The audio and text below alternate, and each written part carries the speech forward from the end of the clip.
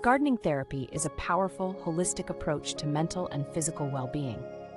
This practice involves engaging with plants, soil, and nature to promote healing and relaxation. Studies show that spending time in green spaces can reduce stress, anxiety, and depression, leading to improved mental health.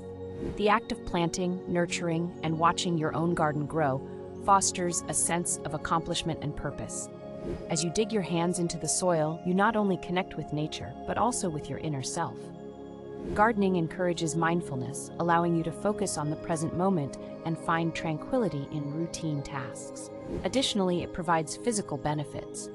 Gardening is a form of exercise that enhances mobility, strength, and flexibility. The repetitive motions of planting, weeding, and watering can improve cardiovascular health. Furthermore, gardening can be a social activity, offering opportunities for community building and connection. Whether you have a sprawling backyard or a small balcony, you can harness the therapeutic benefits of gardening. Start small, cultivate your space, and let the healing power of gardening transform your life. Embrace the journey of growth, both in your garden and within yourself.